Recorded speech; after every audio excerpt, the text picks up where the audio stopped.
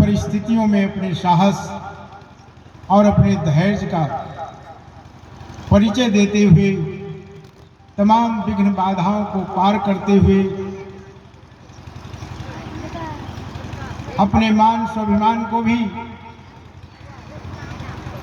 दूर रखते हुए समस्त की भावनाओं का आदर किया और इस पावन भूमि को संरक्षित करने के लिए अपने तन मन के साथ अपने रक्त सहित अश्रुबिंदियों को भी समाहित करते हुए इस पावन भूमि में रचे बसे रहे।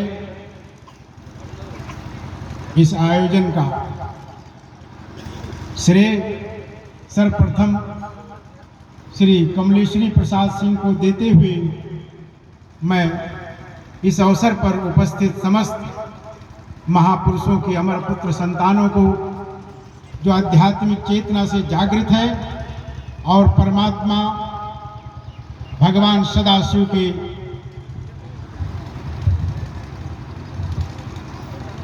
स्वरूप को अपने मानस मन मंदिर में स्थापित करते हुए अपने जीवन के यात्रा में निरंतर अग्रसर होते हैं। समस्त प्रकार के अपने संकटों का निवारण इस परमेश्वर की भूमि में आकर उनका मार्गदर्शन प्राप्त करते हैं।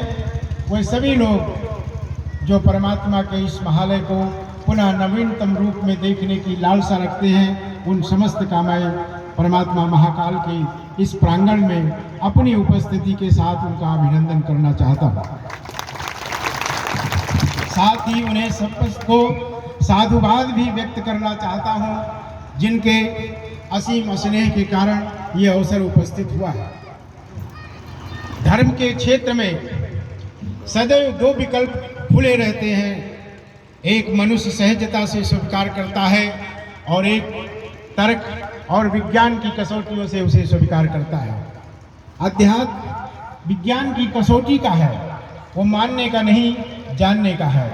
परमात्मा शिव की उपासना मानने के लिए नहीं, जानने के लिए है। इसलिए एक अद्भुत विज्ञान है और इस विज्ञान की निरंतरता इस भारत में सदैव बनी रहे, इसलिए मंदिरों का निर्माण इसका प्रथम सूत्र है। इस प्रथम सूत्र का पालन करते हुए ही हमारी इस भारत भूमि पर असंख्य शिवलिंगों की स्थापना है और यत्र तत्र स्थानों पर यदा कदा उन शिवलिंगों का प्राकटीकरण हो जाया करता है और जिन्हें हम स्वयंभू के नाम से जानते हैं। ये उन महापुरुषों की ही विरासत है, ये उन महापुरुषों की ही प्रेरणा है, जिन्होंने यत्र तत्र स्थानों पर स्थापित कर भविष्य के निर्माण के लिए इन प्रेरणा स्तंभों की स्थापना कभी की थी। आज उग्रेश्वर नाथ के रूप में आपके इस परमनखी क्षेत्र में परमात्मा महाकाल का उदय है और वो चारों तरफ अपनी सुगंधि बिखेर रहे हैं। उनकी छत्र छाया में निवास करने वाले वे समस्त प्राणी जनजीवन सभी धन्य हैं और उन परमात्मा के अंक सायंक में रहने वाले भी जीव सब धन्य हैं। ये निरंतरता सदैव बनी रहे, इसके लिए मंदिरों का निर्माण किया जाता है। मंदिर हमारी समृद्धि का द्योतक है, मंदिर हमारी स्थापत्य कला है, मंदिर हमारी संस्कृति है।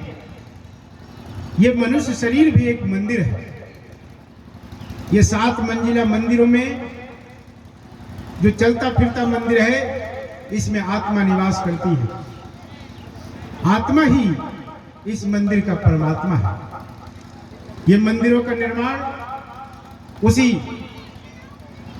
आत्मा परमात्मा के रहस्य को सुलझाने का, उसके प्राकटीकरण का ये एक प्रतीक है। अध्यात्म मनीषियों ने देखा कि आने वाले समय में मनुष्य सांसारिक द्वंद्वों से जब विचलित होगा, जब उसका अंतर्मन आंदोलित होगा, जीवन की कोई आस शेष नहीं रहेगी, ऐसी स्थिति में वो जीवन के लिए ऊर्जा कहां से प्राप्त करेगा। उस ऊर्जा के स्रोत के लिए ही इन मंदिरों की प्रेरणा हुई। मंदिर कोई कपोल कल्पित नहीं, मंदिर एक विज्ञान है। मंदिर अध्यात्म की प्रेरणा देने का एक सटीक स्रोत है। मंदिरों से हम जो आध्यात्मिक ऊर्जा प्राप्त करते हैं,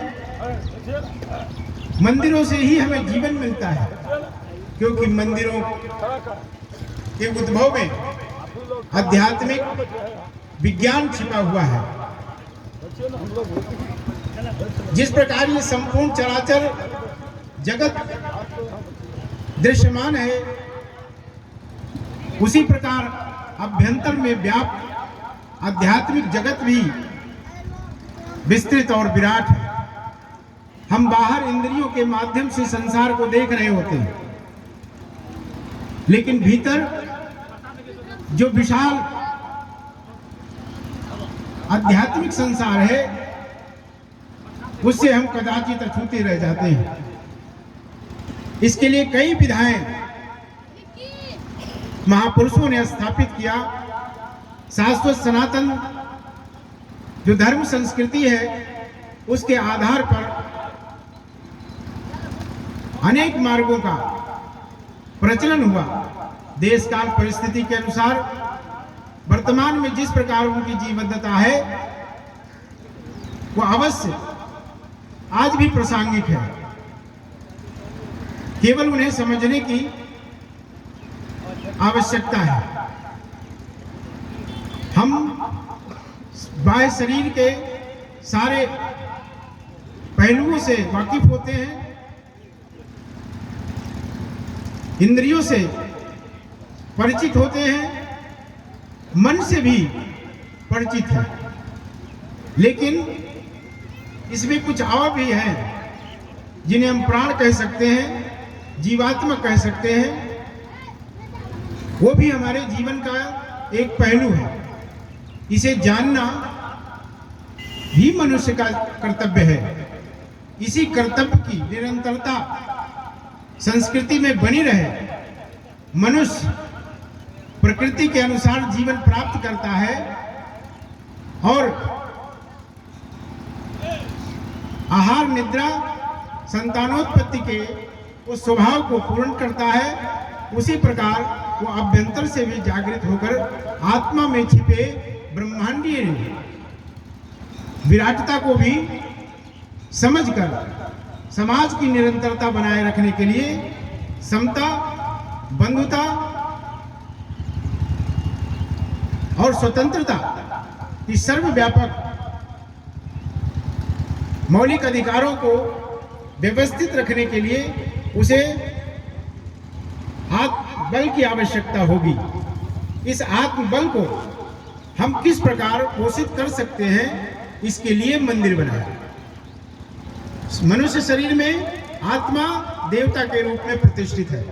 उसे हम जिस प्रकार की प्रतिष्ठा करेंगे, वो उसी प्रकार से हमारे जीवन की आवश्यकताओं के पूर्ति का साधन बनेगा। इसी प्रकार भिन्न भिन्न रूपों से, यत्र भिन्न भिन्न नामों से स्थापित मंदिरों का भी ध्येय यही है। कभी शक्ति की आवश्यकता होती है, कभी धन की आवश्यकता होती है, कभी सुख की, कभी शांति की। हम उसी परब्रह्म परमेश्वर परमात्मा के जो 33 प्रकार के दिव्य रूप हैं और उन दिव्य रूपों से जो संपूर्ण ब्रह्मांड प्राकट्य हुआ है, इस संपूर्ण ब्रह्मांड के प्राकट्य में जिसका योग है, उसी योग को परिभाषित करने के लिए हम आध्यात्मिक चिंतन करते हैं। आध्यात्मिक चिंतन के बिना हमें उस मार्ग की उपलब्धता नहीं हो सकती और हम जीवन के एक विशेष पहलू से अछूते रह जाते हैं। तो मंदिरों की निरंतरता हमें उसी आध्यात्मिक पहलू को समझने के लिए स्थापित की गई है। उन महापुरुषों ने देखा कि आने वाले समय में जब आदमी अधिक व्यथित और विचलित होगा, अशांत होगा, मौलिक सुविधाओं के लिए संघर्षरत होगा, तो उसे आध्यात्मिक संबल प्राप्त करने के लिए अवसर नहीं होने से वह अधिक अंधकार में खो जाएगा। इसके लिए मंदिरों की परंपरा हुई। मंदिरों में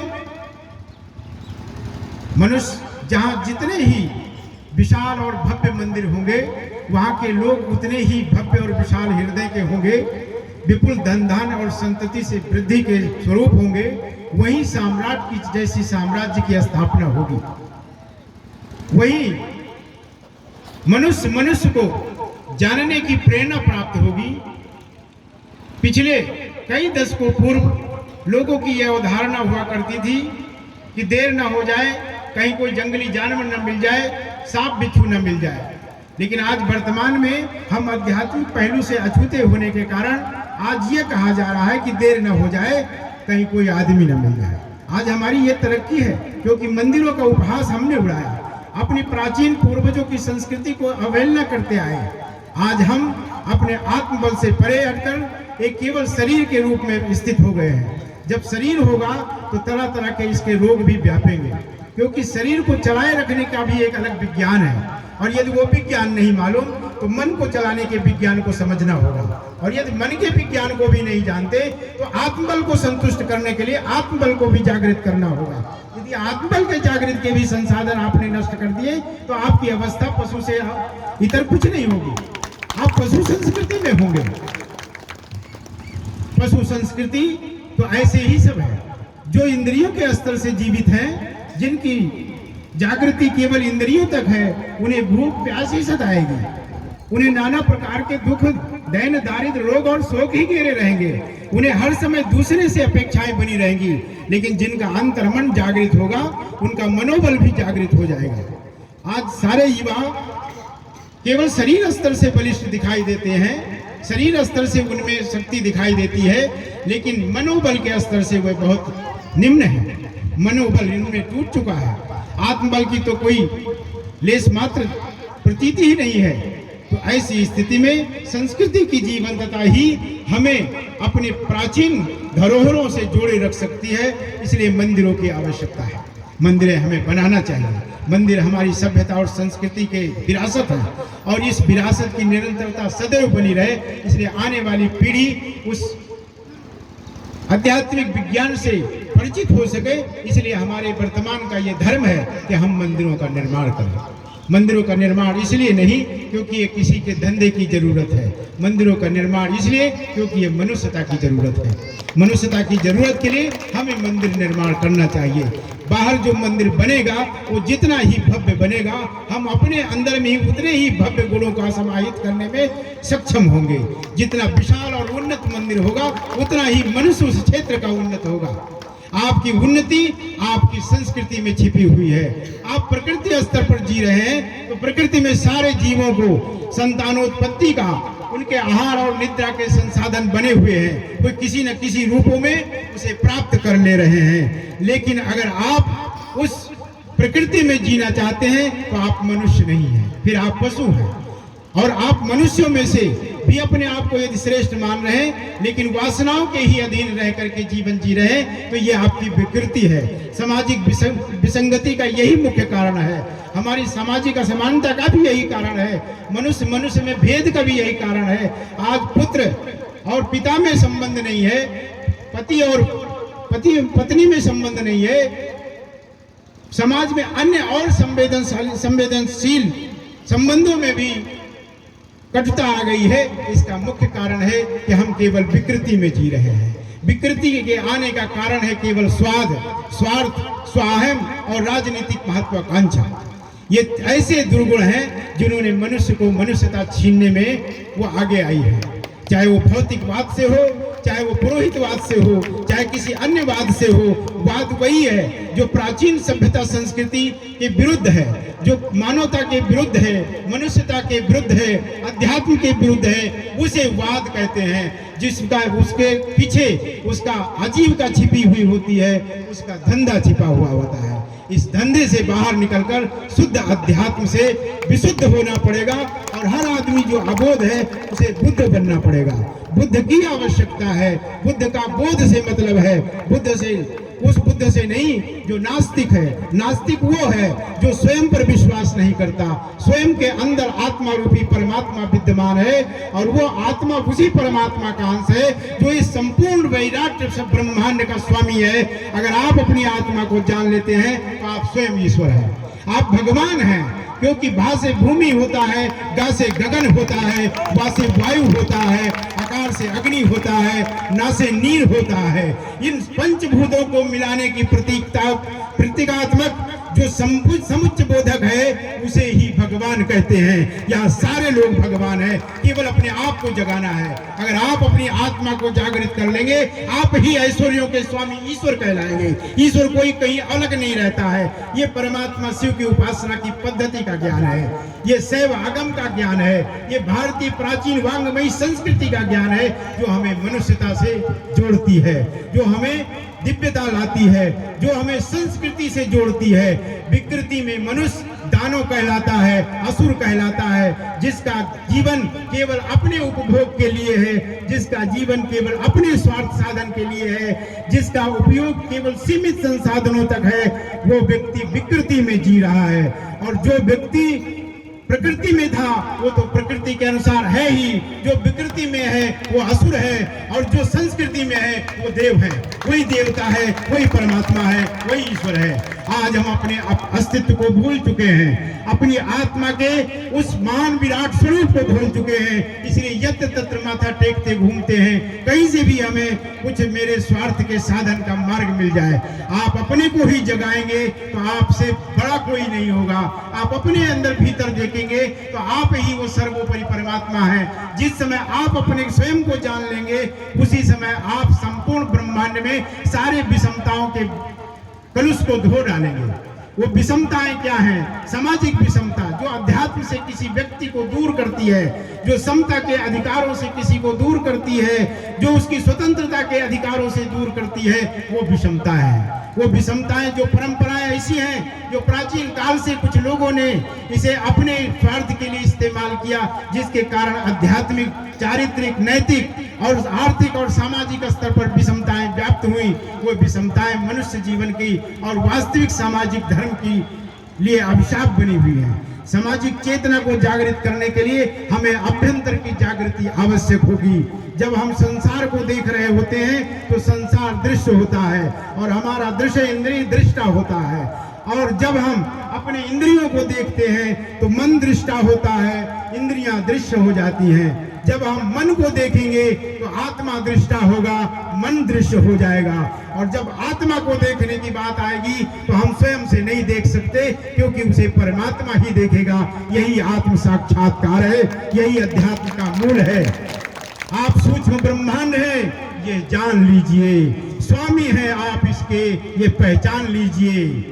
आए थे एक देश से, उतरे एक ही घाट, हवा लगी संसार की, हो गए 12 बाट। हमें मनुष्यता जगानी है, हमें शिवत्व प्राप्त करना है। हम शिव की उपासना इसलिए करते हैं क्योंकि शिव के परिवार में बिल्कुल विसंगति है। कहीं सर्प है तो कहीं मोर है, कहीं चूहा है तो कहीं शेर है, कहीं गाय है तो कहीं बैल है, कहीं और प्रकार की तमाम प्रकार की ऐसे असामाजिक विषमताओं से जुड़ा हुआ वो परिवार है जिसमें एक दूसरे के प्रति कभी संवेदना नहीं हो सकती, लेकिन फिर भी उनमें एकात्मवाद है। एक ऐसा स्वरूप है उनके जीवन के दर्शन का जिसके कारण संपूर्ण ब्रह्मांड में केवल शिव उपासना में शिव परिवार की उपासना होती है, बाकी अन्य किसी देवता के परिवार की उपासना नहीं होती। इसलिए हमें समाज की तमाम विसंगतियों को एक साथ रहते हुए, कोई आदमी हमारा साथ दे अथवा ना दे, कोई हमारी निंदा करे या यश गान करे, इसकी बिना चिंता किए हुए हमें शिव परिवार का प्रेरणा अपने जीवन में हमेशा हर क्षण आत्मसात करते रहना चाहिए और शिव के परिवार से सीख लेनी चाहिए कि समाज सदैव से ऐसा ही रहा है। इसलिए समाज को बदलना आपके बस में नहीं है, लेकिन आपको स्वयं को बदलना आपके बस में है। इसलिए आप इसे स्वयं बदल सकते हैं और समाज में आप उस अपेक्षित लाभ को प्राप्त कर सकते हैं जिसके लिए आपका यह जीवन हुआ है। इसलिए इस जीवन की उपयोगिता, इसके अनुपम दिव्यता को प्राप्त करने के लिए आपको स्वयं में उन अद्भुत गुणों को, उन दिव्यता को निखारना होगा जो भारतीय शाश्वत धर्म संस्कृति के मूल है। उन सिद्धांतों को अपनाना होगा। उन्हें बिना अपनाए हम साधारण से असाधारण नहीं बन सकते, हम मनुष्य से दैवत्व नहीं प्राप्त कर सकते, और दैवत्व के पाए बिना हम मोक्ष की अभिलाषा नहीं करते, अमरता की अभिलाषा नहीं करते।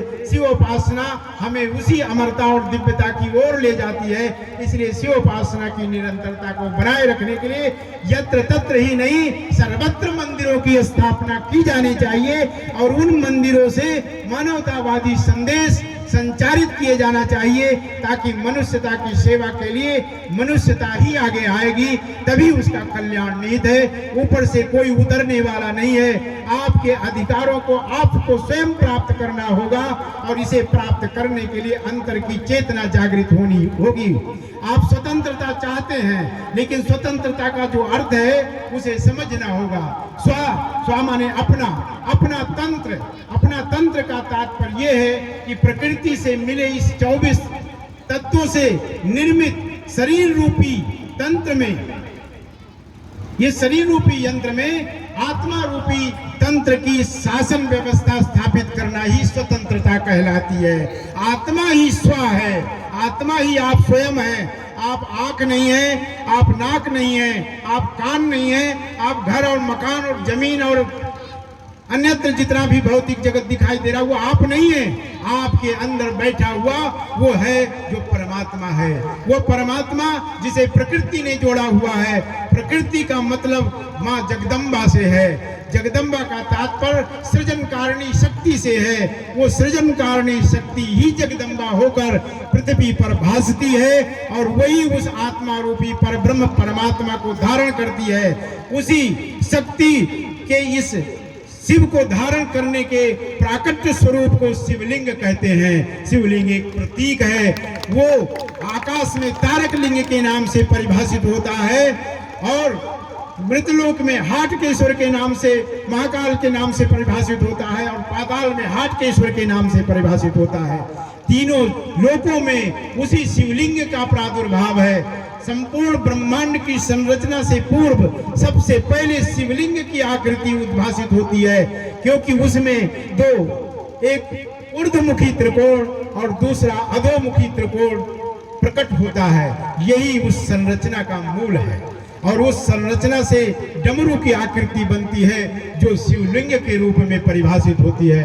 डमरू को नाद का कारण मानते हैं। प्रत्येक जीव केवल 4 सप्ताह के बाद भ्रूण में उत्पन्न होने वाला जो मनुष्य है, जो जीव है, वो केवल ध्वनि से ही विकसित होता है। अर्थात संपूर्ण ब्रह्मांड उस ओम की ध्वनि से गुंजायमान होकर के निरंतर प्रणव को प्राप्त करता है, प्रत्येक क्षण नवीनता को प्राप्त करता है, विस्तृत होता है। यही प्रणव का मूल है, यही सृष्टि का मूल है। सृष्टि की प्रथम आकृति शिवलिंग है, इसलिए शिवलिंग की उपासना की जाती है, क्योंकि संपूर्ण ब्रह्मांड को हम एक स्थान पर स्थापित नहीं कर सकते, इसलिए उसमें ब्रह्म और प्रकृति के स्वरूप को एक साथ परिभाषित करते हुए उस परम शिवलिंग की प्रतिष्ठा हम मंदिरों में करके उसी विज्ञान को परिभाषित करते हैं। शक्तिश्वर शिवलिंग वो शिवलिंग है जिसमें शक्ति रूपी प्रकृति नीचे अंजलि बांधे हुए उस पर ब्रह्म को धारण करती है। वो परब्रह्म परमेश्वर परमात्मा वो पुरुष है। उसी से आत्मा जब अलग होती है तो प्रकृति के संपर्क में आने से ही वो परब्रह्म परमेश्वर जो आत्मा के रूप में है वही पुरुष बन जाता है। पुरुष का तात्पर्य पुरों में निवास करने वाला। आप आज भी जानते होंगे कुछ प्रचलित नाम होंगे जिनमें पुरों का नाम लिया जाता है। पुर माने गांव, शहर, किले। इसी प्रकार शरीर जो प्रकृति से प्राप्त हुआ है, इस प्रकृति रूपी शरीर में जो पुर है, इस पुर में जो निवास करने वाला वो पुरुष है और वही पुरुष पुरुषार्थ करने के कारण वो पुरुष कहलाता है। उसके लिए पुरुषार्थ है। पुरुषार्थ में धर्म है, अर्थ है, काम है और मोक्ष है, जिसकी परिभाषा भी अलग अलग है। धर्म का तात्पर्य हमें विवेक से है। हमें प्रत्येक क्षण व्यक्तिगत स्तर पर हर व्यक्ति अपने अनुसार धर्म का पालन करता है। हमारा धर्म देश काल परिस्थिति के अनुसार अलग अलग परिभाषित होता है। हम सभा में बैठे हैं तो श्रोता और वक्ता के रूप का धर्म है। हम रोडों पर चलते, सड़कों पर चलते हैं तो हमारा प्रतीक के रूप में धर्म है। हम स्कूल कॉलेजों में जाते हैं तो वहाँ का धर्म अपनाते, परिवार में जाते परिवार का धर्म अपनाते, समाज में जाते समाज का धर्म अपनाते। अर्थात धर्म शाश्वत है, धर्म किसी ने स्थापित नहीं किया। धर्म ही संसार और ब्रह्मांड का नायक, अधिनायक और नियंता है। उसके बिना इस ब्रह्मांड का एक कण कण भी अस्तित्व में नहीं रह सकता। हर कण का अपना धर्म है। इस पंडाल का भी अपना धर्म है, आपको आश्रय देना। इस कुर्सी का धर्म है, आपको स्थापित करना। और इस भूमि का धर्म है, आपको धारण करना। इसलिए प्रत्येक क्षण आपके विवेक के आलोक में उत्पन्न होने वाला कार्य की जो प्रेरणा है, जो आप कार्य प्रणाली अपनाते हैं, वो धर्म संगत होता है। लेकिन उसके अलावा ये जो बाहर में दिखाई दे रहा है, वो सामाजिकता है। वो समाज की निरंतरता को बनाए रखने के लिए, समाज को संतुलित रखने के लिए, जीवन को संतुलित और प्रकाशित रखने के लिए ऐसे महापुरुषों ने अन्य अन्य विचार भी दिए, जिनमें तरह तरह के विचारों को आत्मसात करके मनुष्य अपने जीवन को पूर्ण कर सकता है। वह मार्ग हमारे चेतना के हैं। उन मार्गों के द्वारा हम अधिक से अधिक स्तर पर मनुष्यता को निखार सकते हैं। इसलिए उन मार्गों का भी हमें अनुसरण करना चाहिए, लेकिन उन मार्गों की व्यवस्था ना हो, उनकी मान्यता के लिए हमारी स्वतंत्रता बाधित ना हो, इसका भी ध्यान रखना चाहिए। क्योंकि व्यक्ति की स्वतंत्रता ही उसके जीवन का मूल है। यदि वो अपनी स्वतंत्रता से अलग हो गया तो वो अपने जीवन से अलग हो गया, फिर वो मनुष्य नहीं बंधा हुआ पशु हो जाता है। आप जिन विचारों से बंध जाएंगे, आपका विश्वास ही विश्वास के रूप में आपको बांध लेगा। आपने जिस विश्वास को भी आपने विश्वास कर लिया, वो भी आपका एक बंधन है। बंधन आपका जीवन नहीं, मुक्ति है आपका जीवन, आपका स्वतंत्रता जीवन है। इसलिए स्वतंत्रता की रक्षा करने के लिए आत्मा की चेतना जागृत करना आवश्यक है, आत्मबोध आवश्यक है। आत्मबोध से ही हम आदर्श मानव धर्म की स्थापना कर सकते हैं, आदर्श परिवार धर्म की स्थापना कर सकते हैं, आदर्श समाज धर्म की स्थापना कर सकते हैं, फिर हम आदर्श राष्ट्र की भी स्थापना कर सकते हैं। जब आदर्श राष्ट्र होगा तो संपूर्ण समन्वित समाज भी आदर्श होगा और एक दूसरे का तारतम्य एक दूसरे से बंधा हुआ है, जो एक दूसरे के बिना उसके अस्तित्व की कल्पना नहीं की जा सकती। इसलिए हमें चाहिए कि स्वयं से ही इस जागृति को प्रारंभ करें और आगे जाकर हम अपने आत्मबोध से संपूर्ण जगत को प्रकाशित करें। क्योंकि संपूर्ण विश्व में मानवता कराह रही है, भ्रमित है, और उसके जीवन के मौलिक अधिकार, सम्मान, जीवित रहने के अधिकार, वो सब कुछ राजनीति और लोगों के उन्मादी प्रवृत्तियों की भेंट चढ़ चुकी है। अर्थात हम मनुष्यता से कहीं दूर चले जा रहे हैं। जिस संस्कृति का बड़े बेतहाशा से विकास होता जा रहा है, वो हमारे इस प्राचीन भारतीय वांग्मयी संस्कृति को एकदम किसी दिन विलुप्त कर सकेगी।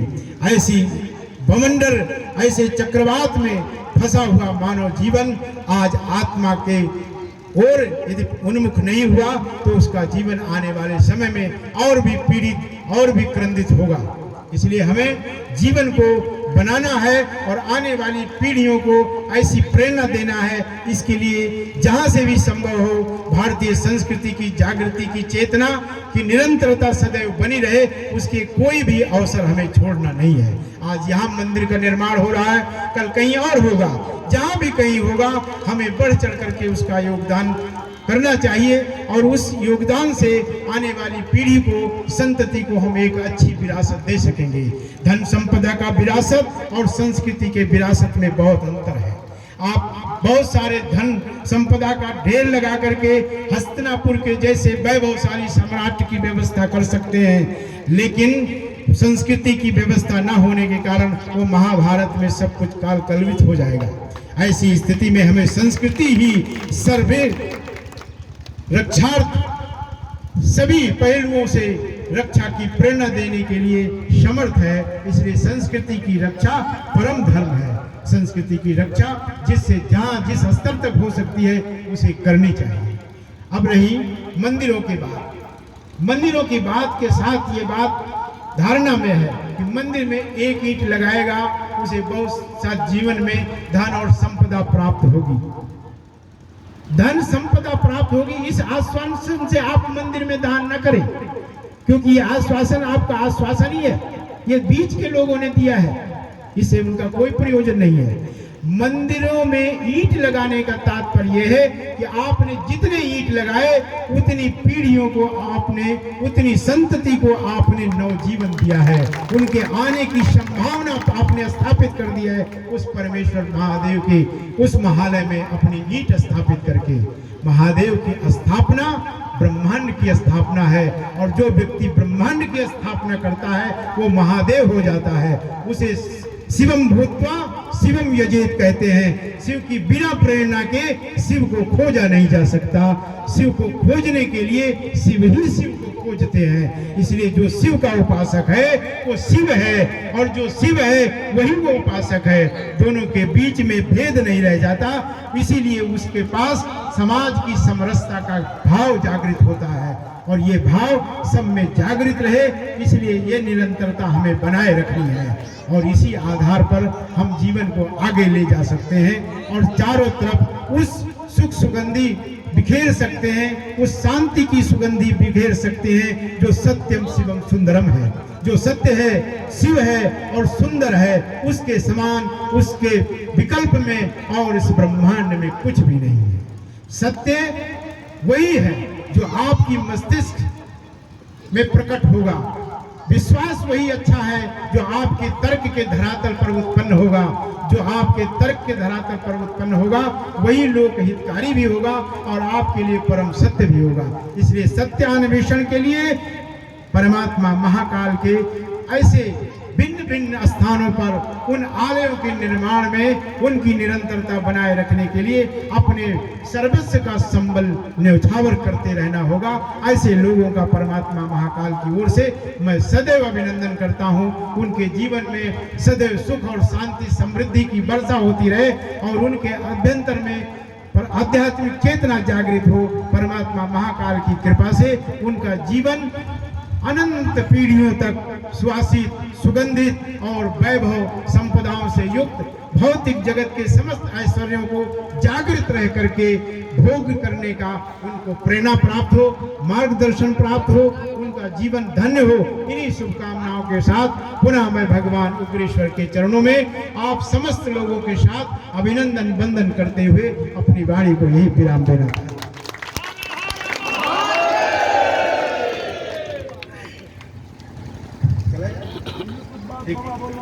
हाँ बोलो, हाँ बोलो।